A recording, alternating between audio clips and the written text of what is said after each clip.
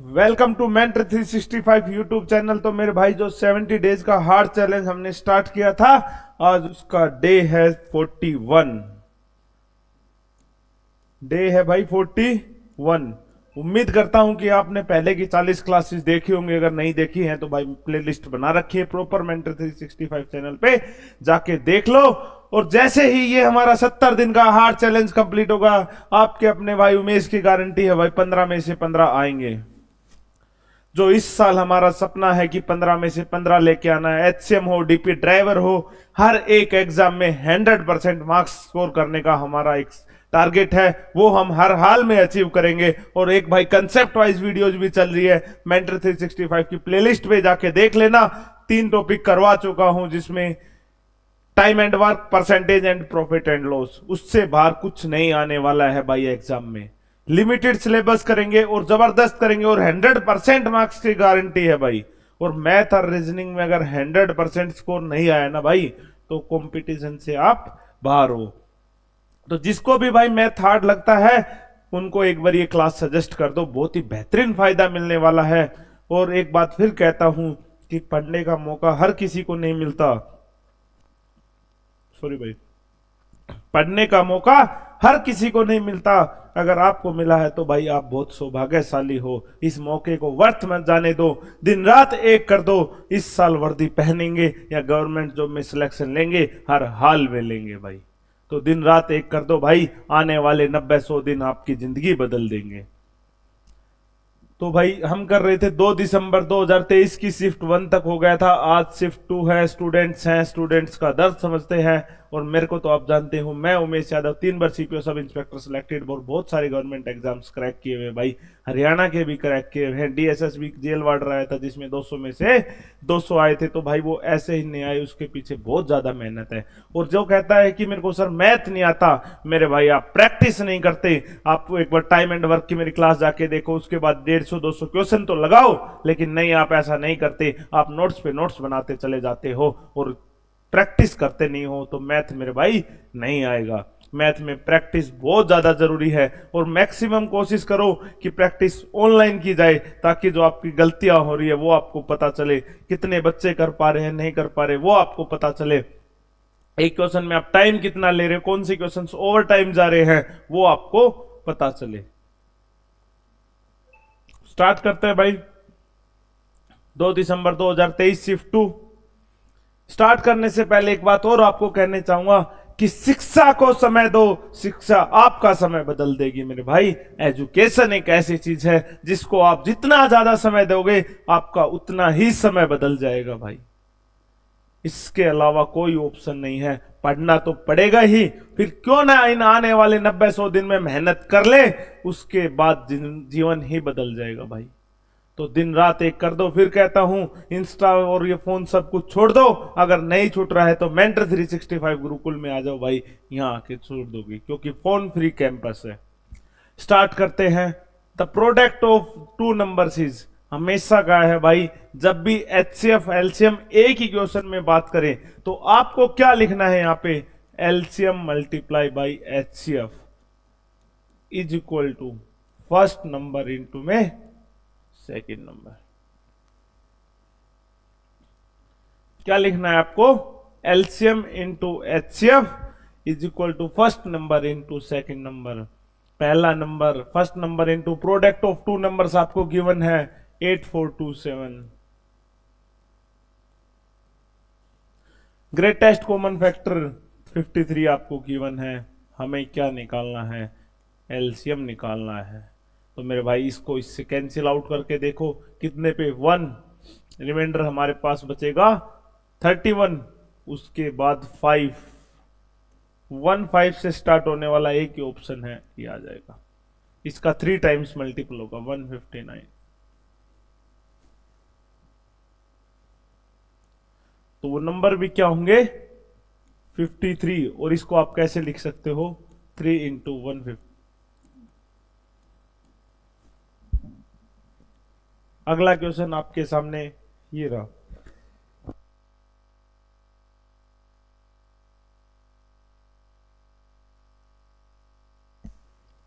Next question है भाई, 3 successive discount हैं 15%, 10%, 8%। करने के बहुत सारे तरीके हैं, आपका जो मन करे, लेकिन एक मेथड चूज कर लो। या डिपेंड भी करता है काफी बार कि डाटा कैसा आया है, उसके ऊपर भी हमारा मेथड चेंज हो जाता है। पहला मेथड कि इन दोनों का सक्सेसिव निकाल लो पहले, वो कैसे? a plus B plus A B upon में 100। कितना हो गया? a कितना है? -15, क्योंकि डिस्काउंट है, कम हो रहा है, तो -15 -10, और माइनस की जब मल्टीप्लाई करेंगे तो प्लस 150 अपॉन 100 आ गया भाई। 1.5 बच गया यहां से। 25 में 1.5 जोड़ेंगे तो 23.5 का डिस्काउंट मिलेगा। कितने का डिस्काउंट मिलेगा? 23.5 का। 100 में से 23.5 घटा दो मेरे भाई, कितना बच गया हमारे पास? 76.5। इसके बाद कितना डिस्काउंट है? 8% डिस्काउंट है। तो ये डिस्काउंट था कितना? -23.5, प्लस ये भी करने की जरूरत नहीं थी, बस वहीं के बाद डायरेक्ट ही कर सकते थे भाई। ये भी माइनस का 8 रहेगा, -8, और माइनस मल्टीप्लाई करेंगे, कितना आ जाएगा? 8 5 जब 44, 24 और 4 28, 2 16 और 2 18, कितना आ जाएगा भाई? 1.88 आएगा। 1 पॉइंट इसको सोल्व करेंगे तो कितना आ जाएगा? 1.88। इसको ऐड कर लो, कितना आ गया हमारे पास? 31.5। 31.5 में ये जोड़ माइनस कर दो भाई, क्योंकि ये माइनस का था, ये प्लस का था। कितना बच गया हमारे पास? 2 6, और ये भाई 29.62। ये आपका क्या गया? आंसर। अगर आप ऐसा नहीं करना चाहते हो तो आपके सामने एक दूसरा मेथड बताता हूं, आप इसका स्क्रीनशॉट ले सकते हो। ये सेम चीज लगाई थी भाई, ये वाली यहाँ पे। अगर आप ऐसे नहीं करना चाहते हो तो एक और तरीका आपको समझा देता हूं, आप डायरेक्ट कर सकते हो। डायरेक्ट क्या है भाई? आप लिखो 100 की कितनी परसेंट वैल्यू? 85 इस अपॉन में 100 मल्टीप्लाई 10% डिस्काउंट दिया है तो कितनी वैल्यू हो गई? 90। 100 पे अगर 10% डिस्काउंट देते हो तो 90 निकालते हैं, उसके बाद ये 8% डिस्काउंट देंगे तो ये कुछ नहीं करना आपको, सिर्फ 85 के 9 से मल्टीप्लाई करना है और फिर 92 से मल्टीप्लाई करना है। 85 के 9 से करके दिखाता हूं भाई। 76.5 आ गया हमारा। वैसे भी कितना आया था? 76.5 आया था, करके दिखाया था आपको। अब सेम इसको 92 से मल्टीप्लाई कर दो भाई, कितना आ गया?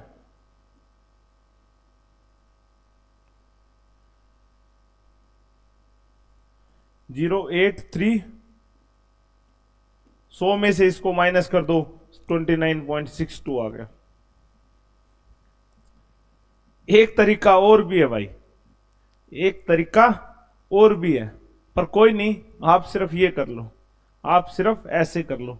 एक तरीका और चलो बता देता हूं, करके आप खुद देख लेना। जैसे हमारे पास 100 था, 100 पे हमने पहले 15% डिस्काउंट दे दिया, पहले 15% डिस्काउंट दिया है, कितना हो गया? 85। 85 पे फिर 10% डिस्काउंट दिया, 85 का 10% कितना होता है? -8.5। यहाँ पे -15 किया, इसमें से माइनस करेंगे तो कितना आ जाएगा? 76.5। 76.5 का फिर 8% निकाल लो, इसका जो 8% आएगा वो माइनस कर देना, जो आएगा वो 100 में से माइनस कर देना। 3 तरीके आपके पास, 3 तरीके बता दिए भाई, जैसा आपका मन करे। बाकी मेरे को सबसे बढ़िया ये लगता है, बहुत फास्ट कैलकुलेशन हुई है, इससे जल्दी कैलकुलेशन नहीं हो सकती।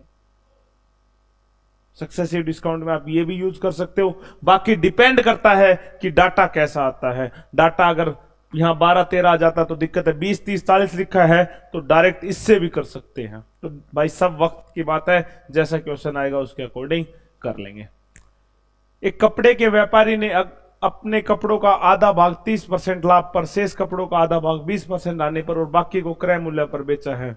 सेम क्वेश्चन फिर बता रहा हूं, इंपॉर्टेंट लिख लो, कल वाली शिफ्ट में भी आया था ये सेम क्वेश्चन। इसी टाइप का था कि पहले आधे कपड़ों को बेचता है, फिर बचे हुए का हाफ बेचता है और फिर बाकी को बेचता है। 3 हिस्सों में बेचा है। कल भी ये क्वेश्चन करवाया था भाई, नहीं करवाया तो जाके देख लो कल वाली क्लास में। आज फिर बता रहा हूं कि पहले मान लो 100 रुपए था, 100 पे प्रॉफिट 30%। अगर भाई सीपी 100 है, मान लो कॉस्ट प्राइस कितनी है 100 है, इस पे 30% का प्रॉफिट क्या होता है 130। अगर इस पे कोई लॉस बोल रहा है जैसे 20% लॉस है, तो 20% लॉस का मतलब क्या होगा 80। ठीक है, ये बातें अब मैं डायरेक्ट लिखता हूं तो समझ जाया करो भाई। 130 का मतलब क्या है 30% प्रॉफिट, 80 का मतलब क्या है 20% हानि। तो कह रहा है कि पहले क्या करता है, अपने कपड़ों का आधा भाग कितना होता है 1/2, कितने पे बेचता है 30% लाभ पे, 130 से मल्टीप्लाई कर दो भाई, प्लस शेष कपड़ों का आधा भाग, शेष कितना बच गया 1/2, शेष कितना बच गया 1/2, लेकिन 1/2 का भी आधा करने को बोल रहा है तो कितना हो गया 1/4। अरे भाई शेष हमने पहले आधा भाग लिया, फिर कह रहा कि जो शेष बच गया उसका भी हाफ, तो हाफ का हाफ कितना होगा भाई 1/4 होगा। 1/4 इसका 20% आने पर तो मल्टीप्लाई बाई 80, क्योंकि 20% आने का मतलब क्या है, प्लस जो बाकी बच गए, अरे हाफ इधर यूज हो गया, उसका 1/4 बाई, तो कितना बच गया 1/4 बच गया। उसको कितने पर, क्रय मूल्य पर, क्रय मूल्य क्या है 100 रुपए। ये देख लो, ये मान लो 50 है, ये कितना है 25 है, और इसकी वैल्यू कितनी है 25, तो 25 25 50 और 50 100 कंप्लीट हो गया। ठीक है, इसका कितना आ गया भाई 65, इसको डिवाइड किया 65 आ गया, इसको डिवाइड किया कितना आ गया 20 आ गया, इसको डिवाइड किया कितना आ गया 25 आ गया। इनका सम किया हमने भाई 65 प्लस 45 110 आ गया। हमारे पास 100 था, 100 से हमारे पास कितना हो गया 110 हो गया। इसका मतलब 100 से कितनी वैल्यू मिल गई हमें 110 मिल गई। इसका मतलब 10% हमें क्या हो गया लाभ। समझ लो भाई, बार बार रिपीट हो रहा है ये क्वेश्चन, फिर एग्जाम में आएगा नहीं कर पाओगे। पहले हमारे पास 100 सीपी थी, 30% लाभ का मतलब होता है 130, 20% हानि का मतलब होता है 80। ये हाफ को बेचा है 30% प्रॉफिट पे, जो बच गया उसका हाफ 20% लाभ हानि पे, और जो बच गया हाफ उसका कॉस्ट प्राइस पे, क्रय मूल्य पर। इनका हमने सम कर लिया, 110 आ गया, 100 था हमारे पास टोटल, 110 में बेच दिया तो 10% का क्या हो गया लाभ। नेक्स्ट क्वेश्चन है, कितना बेसिक सा क्वेश्चन है भाई, जो परसेंटेज वाली क्लास थी उसमें ये क्वेश्चन एज इट इज करवाया था कि किसी व्यक्ति की मासिक आय 45,000 रुपए है, यदि उसकी आय में 25% की वृद्धि हो जाती है तो नई मासिक आय ज्ञात कीजिए। मेरे भाई 45,000 का 25% है, दो तरीके हैं, क्या तो डायरेक्ट मल्टीप्लाई कर दिया करो 45 की 125 से, ठीक है, आपके पास डायरेक्ट आंसर आ जाएगा, कुछ नहीं करना। 25 2 और ये 625 होता है, और 125 चौके भाई 300 होता है।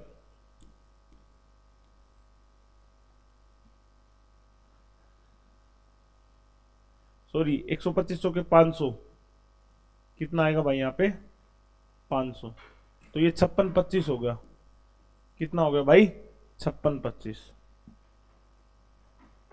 कितना आंसर आ गया हमारे पास 56 25।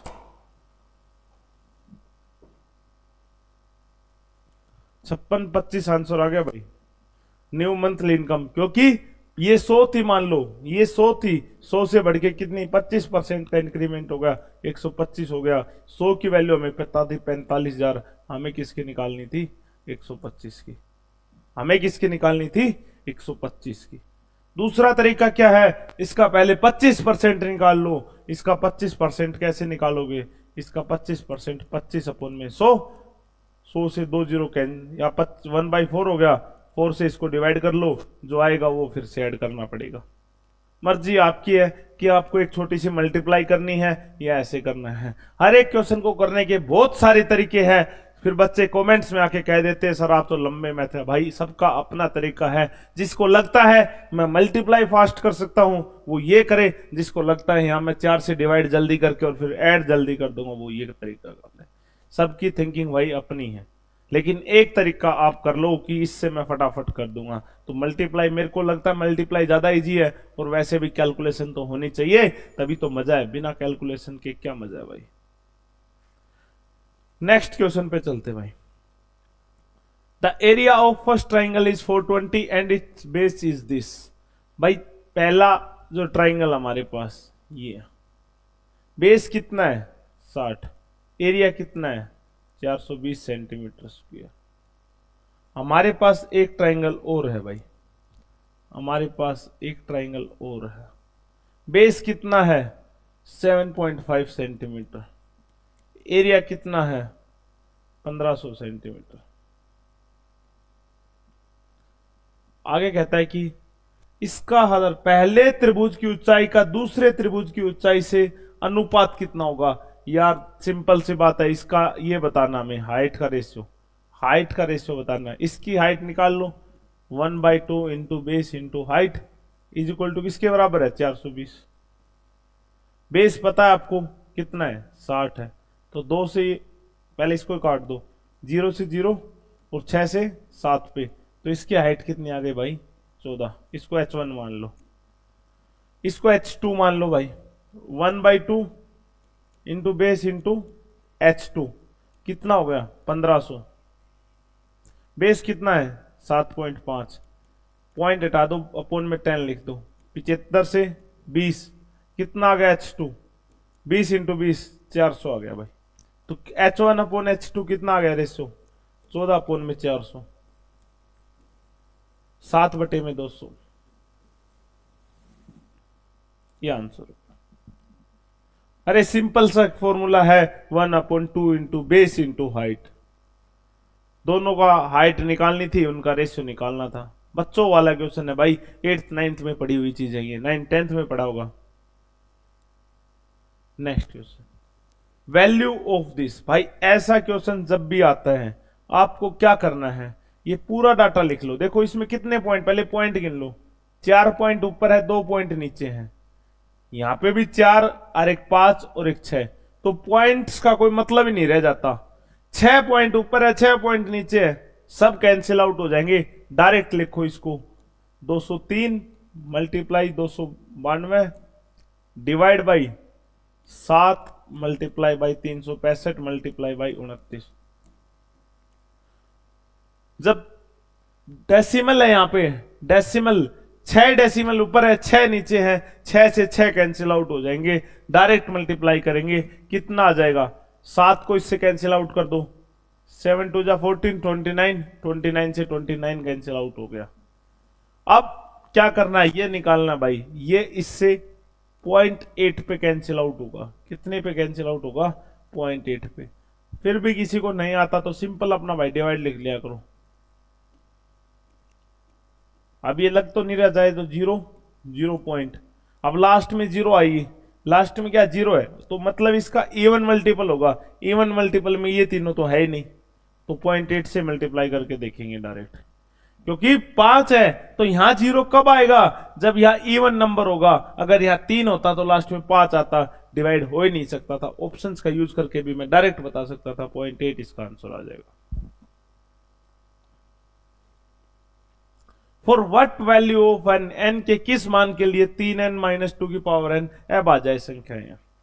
मेरे भाई प्राइम नंबर कितनी बार बता लिया कि प्राइम नंबर 1 से 100 टिप्स पे होने चाहिए। 3 डिजिट 5 डिजिट का स्मॉलेस्ट प्राइम नंबर भी याद होना चाहिए। 3 डिजिट का कमेंट करके बता दो कि सर 3 डिजिट का ये स्मॉलेस्ट प्राइम नंबर है, 5 डिजिट का स्मॉलेस्ट प्राइम नंबर ये है। और अगर आपको वीडियो मेरे भाई पसंद आ रही है तो लाइक जरूर कर दिया करो, मुझे भी तो पता चले कितने बच्चों को क्लास से बेनिफिट हो रहा है। अब ऐसे क्वेश्चंस में जब n की वैल्यू आपसे पूछी है तो मेरे भाई पुट करके देख लो ना। सबसे पहले 2 पुट करके देखो ताकि कैलकुलेशन कम रहे। 3 में यहां 2 पुट करेंगे, 9 माइनस 2 की पावर 2 कितना 4, तो ये तो प्राइम नंबर बिल्कुल है। अगले में यहां पुट करेंगे तो 9 + 4 कितना आ जाएगा 13। इसका मतलब यही क्या है हमारा आंसर।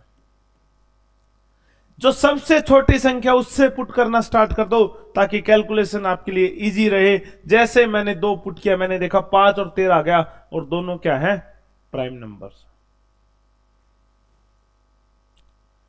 नेक्स्ट देखो भाई, औसत। अब फिर देख लो भाई, एवरेज का क्वेश्चन बार बार आ रहा है। एवरेज का क्वेश्चन बार बार आ रहा है भाई। आज क्या कह रहा है कि 10 संख्याओं की औसत कितनी है?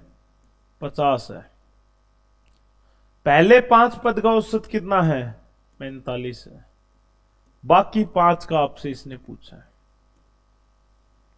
अगर भाई कॉमन सेंस है तो आप सोचो यहां कितने की कमी है? यहां -5 की कमी है, तो यहां +5 होना चाहिए था, क्योंकि बेसिक क्या हमारी 50, हमने बेस 50 मान लिया। अगर 50 थी तो यहां भी 50 होनी चाहिए थी, लेकिन सबकी 5 कम है। बहुत सारी तरीके अब सोचने का, सबका अपना तरीका हो सकता है। ठीक है, तो मैंने सबसे पहले क्या सोचा, यहाँ 5 कम है तो यहाँ कितनी ज्यादा होना चाहिए? 5 ज्यादा होना चाहिए। तो 50 से 5 कितनी ज्यादा हो गई? 55। इसका मतलब ये क्या हो गया इसका आंसर। अब किसी को नहीं समझ में आया वो क्या कर सकता है? सम निकाल लो इसका। 10 × 5 कितना आ गया? 500। किसके बराबर होना चाहिए? 5 × 45 प्लस ये 5 × इसको x मान लो, 5 × x। अपना वो ये सोल्व कर सकता है भाई, मर्जी है। कोई ये सोल्व करना चाहे अपना ये सोल्व कर ले, अदरवाइज ये डायरेक्ट था कि मैंने मान ली 50 होनी चाहिए थी यहाँ पे, क्योंकि यहाँ 50 है, यहाँ भी 50 होनी चाहिए थी, लेकिन 5 कम है। यहाँ कितनी कम है? तो यहाँ 5 ज्यादा होनी चाहिए, क्योंकि ये नंबर बराबर हैं। अगर ये नंबर बराबर नहीं होते तो दिक्कत होती, लेकिन ये नंबर बराबर है। ठीक है भाई, नंबर बराबर नहीं होते तो क्या कर सकते थे? आप देख सकते थे 5 × 5 25 कम है। 5 तो 25 यहां ज्यादा होने चाहिए थे, तो अगर 25 ज्यादा करना है तो यहां 55 होना चाहिए। बहुत सारे तरीके हैं सोचने के मेरे भाई, जैसा आपको अच्छा लगे आप वैसा कर सकते हो। नेक्स्ट क्वेश्चन,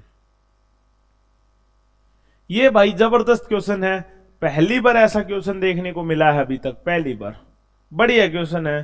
थोड़ा सा दिमाग लगाने, थोड़ी सी कैलकुलेशन बढ़ जाएगी बस, बाकी कुछ नहीं है। सिर्फ और सिर्फ क्या है? कैलकुलेशन बढ़ जाएगी। देखो पहले साल क्या कह रहा है कि एक व्यक्ति 8% वार्षिक चक्रवृद्धि ब्याज पर 3 वर्षों के लिए 4000 रुपए का ऋण लेता है। वह पहले और दूसरे वर्ष में प्रत्येक वर्ष 2000 रुपए चुकाता है। तीसरे वर्ष के अंत में वह अपना सारा ऋण चुकाने के लिए कितनी राशि का भुगतान करेगा? कुछ नहीं है, बहुत बेसिक सा है कि पहले वर्ष अगर चक्रवृद्धि ब्याज के हिसाब से 4000 रुपए पर 4000 रुपए पे 3% रेट ऑफ इंटरेस्ट है, तो एक साल में हमें कितना ब्याज मिलेगा? 4 × 12 कितना ब्याज मिलेगा? 8% है भाई। कितना है? 8% है। तो पहले साल 320 रुपए, 4000 का 8% 320 होता है, तो पहले साल हमें कितना ब्याज मिल गया? 320। तो कितने रुपए हो गए? 4320 हो गए। अब उसको जब एक साल खत्म हो गया, जब फर्स्ट ईयर एंड हो गया, तो उसको हमें कितने रुपए देने पड़ेंगे? 4320। कितने रुपए देने पड़ेंगे? 4320। लेकिन उसने क्या किया? हमें 2000 रुपए दे दिए। तो मेरे भाई इसमें से 2000 माइनस कर दो, क्योंकि ब्याज तो बाकी रुपए पे लगेगा ना। 2000 तो दे दिए, उसमें ब्याज क्यों लगेगा? नहीं लगेगा। कभी आप 3 साल का डायरेक्ट इंटरेस्ट निकाल दो, नहीं भाई, चक्रवृद्धि क्या होता है? ब्याज पे ब्याज, वो ब्याज पे ब्याज जुड़ जाएगा, गलत हो जाएगा। इसने हमें 2000 रुपए दे दिए, हमारे पास कितने रुपए बच गए? 2320। अब वो अगले साल क्या करेगा? 2320 पे 8% देगा। 2320 पे 8%। अब 2320 का 8% कितना होता है? मल्टीप्लाई कर दो, 8 दूनी 16, 24 और 1 25, 2 16 और 2 18। ये कितने रुपए उसको भाई? 185.6 रुपए। कितना होगा इसका 8%? 185.6। 2320 का 8% निकाल लेना, 185.6 आएगा। ये 185.6 इसमें ऐड कर दो। कितने रुपए देने थे अब उसको? अब उसको कितने रुपए देने मेरे भाई? 2505.6 at the end of second year. 2 साल खत्म हो गई, अब उसको कितने रुपए देने? हमें 2505.6। लेकिन वो क्या करता है? 2000 रुपए देता है। वो कितने देता है? 2000 रुपए। तो अब उसको 505.6 रुपए हमें देने हैं, क्योंकि 2000 दे देता है। यहां 2000 दिए, यहां पे 2000 दिए। अब 505.6 पे कितना परसेंट तीसरे साल? 8% इंटरेस्ट देना है, 8%। इसका 8% निकाल लो, कितना आ जाएगा? 48, 40 और 4 44 और 8 45। उसको हमें 40.44 रुपए और देने हैं, 40.44 रुपए। तो ये 40.44 इसमें जोड़ दो भाई, और 48 है तो इसको 45 लिख सकते हैं यहाँ पे। ये 5, ये 0, ये 6 और ये 4। तो उसको अब अगर तीसरे साल वो इतने रुपए दे देता है तो उसका कर्जा उतर जाएगा भाई। बिल्कुल बेसिक सा क्वेश्चन था। पहले साल 4000 पे 8%, 4320 रुपए हो गए। 4320 में से 2000 रुपए दे देता है, बच गए कितने? 2320। 2320 का 8% 185.6। अब ब्याज जुड़ के पैसे कितने हो गए? 2500। इसमें से 2000 फिर दे देता है, फिर 505 बच गए। अब सिर्फ 505 पे 8% ब्याज लगेगा भाई। अर्थमेटिक है भाई, सिर्फ और सिर्फ समझने का। फिर कहता हूं आने वाले 3-4 महीने मेहनत कर लो, जीवन बदल जाएगा। वरना इस जीवन में कोई किसी का नहीं है। आपको लगता है कि कोई आपको पैसे दे देगा, कुछ और हेल्प कर देगा, नहीं भाई, कोई किसी की हेल्प नहीं करता। लोग खड़े होकर बस तमाशा देखते हैं कि कैसे वो बर्बाद हो जाए। कोई हेल्प करने नहीं आएगा भाई। आपके पास अभी भी वक्त है, 3-4 महीने जी जान लगा दो, सिलेक्शन ले जाओगे भाई। और ये कभी मत सोचा करो कि मेरा सिलेक्शन नहीं हो सकता। अरे भाई, सबका सिलेक्शन हो सकता है। मेहनत तो करो। आप आधे रास्ते जाके हार मान लेते हो और वापस चल देते हो, वही आपकी गलती है भाई। नेक्स्ट क्वेश्चन भाई, a man decides to travel 90 kilometre. कुछ दूर पैदल चलना चाहता है और कुछ दूर साइकिल पे चलना चाहता है। और उसकी पैदल चाल चलने की 9 किलोमीटर प्रति घंटा है और 18। जो उसकी टोटल एवरेज निकल रही है, यहां देखो 90 किलोमीटर। उसको टोटल कितना चलना है मेरे भाई? उसको टोटल 90 किलोमीटर कवर करना है। कितनी देर में? 90 किलोमीटर कितनी देर में कवर करना है? 9 घंटे में। कितने घंटे में?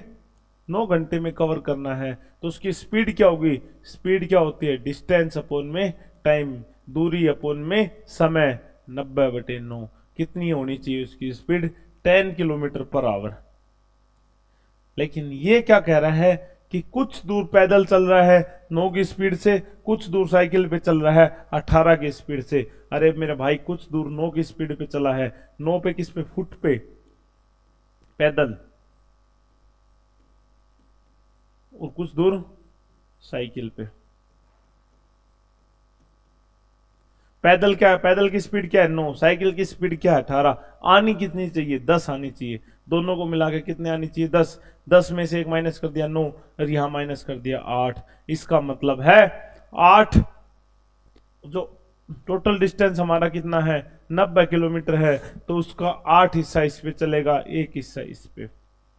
ठीक है, मतलब 8 जब पैदल चलेगा तो स्पीड क्या होगी? 8 किलोमीटर पर आवर।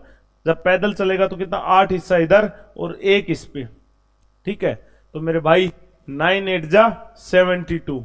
9 घंटे ना, 9 8 72। 72 इस पे चलेगा भाई और 18 इसमें चलेगा। 72 इस पे चलेगा और 18 इस पे चलेगा।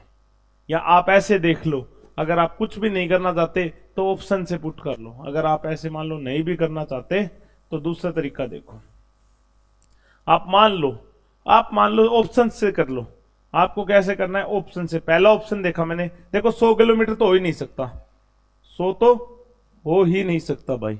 तो हमने मान लिया कि पहले 72 किलोमीटर, फुट की बात कर रहे हैं ना, पैदल 72 किलोमीटर। स्पीड क्या होनी चाहिए फुट पे? 9। 8 घंटे में, 8 घंटे में। ठीक है, उसके बाद डिस्टेंस कितना बच गया? 18 बच गया। 18 की स्पीड से 1, टोटल 9 आवर आ गया आंसर। ऊपर भी कह रहा था 9 घंटे में चलना है। और वैसे भी 9 से डिवाइड होने वाला एक ही ऑप्शन था 72। ये 9 से डिवाइड ही नहीं होते और ये कंप्लीट आता ही नहीं भाई। फिर तो डायरेक्ट ऐसे भी कर सकते हो भाई ऑप्शन। बेसिक सा क्वेश्चन था। नेक्स्ट क्वेश्चन पे चलते भाई।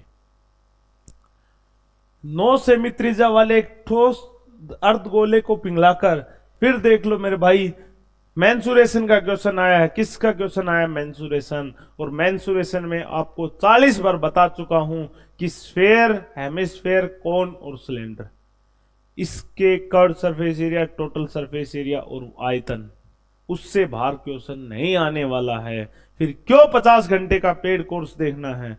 अगर टाइम है, आपको और ज्यादा तैयारी करनी है तो देख सकते हो, लेकिन दिल्ली पुलिस के लिए कोई जरूरत नहीं है। सबसे पहले क्या कर रहा है? मेल्ट एंड कास्ट, हमेशा बताया है, जब भी मेल्ट एंड कास्ट है, पिघला दिया जाता है, रिकास्ट कर दिया जाता है, तो आपको क्या करना है मेरे भाई?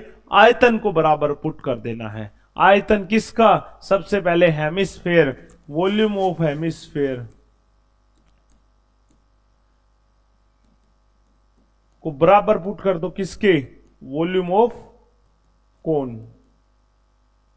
हेमिस्फेयर की वॉल्यूम क्या है? 2/3 पाई आर क्यूब। कोन की वॉल्यूम क्या है? 1/3 पाई आर स्क्वायर एच। 1/3 पाई ये कांस्टेंट है, इस पे कोई फर्क नहीं पड़ेगा, इस पे कोई फर्क नहीं पड़ने वाला है, तो इसको हमने क्या कर दिया? कैंसिल। अब कह रहा है कि रेडियस हेमिस्फेयर का 9 है, तो 2 मल्टीप्लाई आर की क्यूब, 9 मल्टीप्लाई 9 मल्टीप्लाई 9 किसके बराबर है? R square. आर स्क्वायर कितना? आर तो निकालना है। हाइट कितने गिवन है? 72। 9 8 पे, 2 से 4 पे, यहां से आर स्क्वायर हमारे पास क्या आ गया? 9 इंटू में 9, और 4 को क्या लिख सकते इधर नीचे लाके? 2/2। तो आर हमारे पास कितना आ गया मेरे भाई? 9/2। 9/2 किसे कहते हैं? 4 सही 1/2। 9/2 किसको बोलते हैं भाई? 4 1/2 सेंटीमीटर। बताओ बताओ, मेंसुरेशन में दिक्कत आ रही तो सब कहते हैं सर मेंसुरेशन नहीं किया, सर मेंसुरेशन नहीं किया। बिल्कुल बेसिक सी बातें हैं भाई, 40 बार करवा चुका हूं। 40 बार अगर मेरे साथ सारी क्लासेस देखी होती तो आज ये क्वेश्चन बहुत आसानी से हो जाता, 1 सेकंड में हो जाता सिर्फ भाई। नेक्स्ट कहता है कि भूमिका ने 8,000 रुपए जमा करवा दिए भाई बैंक में। भूमिका ने कितने रुपए जमा करवा दिए? 8,000 रुपए जमा करवा दिए। कहती कि जो 3 वर्षों में 1% वार्षिक साधारण ब्याज पर 9200 रुपए हो जाती है यदि 2 ब्याज। आप देखो 3 वर्षों में यार 1% सिंपल इंटरेस्ट तो नहीं होना चाहिए। सिंपल इंटरेस्ट तो हम निकालेंगे, ये गलत दिया हुआ है। कितना इंटरेस्ट मिल रहा है हमें यहाँ पे? 3 साल में देखो 8,000 से कितने हुए हैं? 8,000 से कितने रुपए हुए हैं? 9200। कितने टाइम में? 3 साल में। ब्याज कितना मिला 3 साल में? 1200 रुपए। 1 साल में कितना मिल रहा है भाई? 400 रुपए। और ये भी करने की जरूरत नहीं है, आप डायरेक्ट देखो, कहता है कि अगर रेट 2% ज्यादा होता, अगर रेट 2% ज्यादा होता तो 8,000 पे 2% 3 साल के लिए, 3 साल के लिए अगर 2% ज्यादा होता तो कितना ज्यादा मिल जाता हमें? 6%। कितना ज्यादा मिल जाता? 6%। 8,000 का 6% कितना होता है? 480 रुपए और मिल जाते। कितने रुपए और मिल जाते? 480। 9200 में 480 और जोड़ दो, 9680। अगर भाई रेट 2% ज्यादा होता, रेट कितना ज्यादा होता? 2%। 2% अगर रेट ज्यादा होता तो 3 साल में हमें कितना ज्यादा मिलता? 6%। और 8,000 का 6% कितना होता? 480 रुपए। तो 9200 में 480 रुपए और मिल जाते, 9680 रुपए मिल जाते। बेसिक सा क्वेश्चन था बिल्कुल, ये सब लिखने की जरूरत नहीं है। कि 3 साल में 2% 6% ज्यादा मिलता, 8,000 का 6% 480 होता है, 480 जोड़ दो, 9680 आ गया।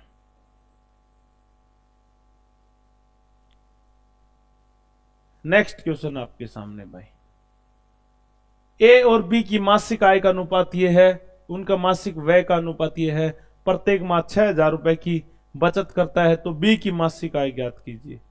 अरे भाई तुम एक बात बताओ कि मंथली इनकम किसकी बात कर रहा है? बी की बात कर रहा है ना भाई। बी की मंथली इनकम कितनी है? 4। इनका गैप सेम है, इनका गैप सेम है, तो आपको क्या करना है? आप ऑप्शन में पुट करके देखो भाई। 4 रुपए में से अगर 3 रुपए खर्च कर देता है, कितना बच गया? 1। अगर 4 रुपए इनकम है और 3 रुपए खर्च कर रहा है, कितना बच गया? एक की वैल्यू कितनी है? 6,000 है। एक की वैल्यू कितनी है? 6,000। तो 6 चौक 24,000 हो गया भाई। 6 चौक कितना हो गया? 24,000 रुपए। एक ही सेकेंड का क्वेश्चन था। अगर इनका डिफरेंस सेम है, इनकम का और एक्सपेंडिचर का, आय का और व्यय का अगर डिफरेंस यहां पे सेम है, तो इससे मतलब ये है कि वो 4 रुपए की इनकम है, 3 रुपए खर्च कर देता है, 1 रुपए बचता है। लेकिन ये कह रहा है कि 6,000 रुपए बच रहे हैं। अगर एक की वैल्यू 6,000 है तो 4 की वैल्यू कितनी हो जाएगी? 24,000। लेकिन आपको बुक्स में सॉल्यूशन मिलेंगे कि 3x माइनस 2y अपोन में 4x minus 3y is equal to 6,000 रुपए।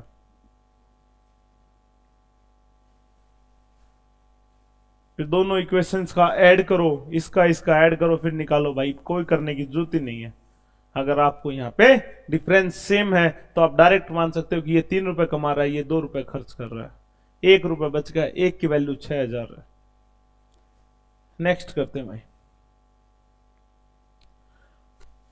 Same question time and work में आपको करवाया हुआ था, कंसेप्ट वाली वीडियोस में जाके देख लो, बहुत अच्छे से ये कंसेप्ट समझाया था कि राधा और समा 36,000 रुपए में कार्य करती हैं। राधा इसे 20 दिन में पूरा कर लेती है। राधा कितने दिन में पूरा करती है? 20 दिन में। आगे कह रहा कि समा इसे 60 दिनों में पूरा कर सकती है। समा कितने दिन में? 60 दिन में।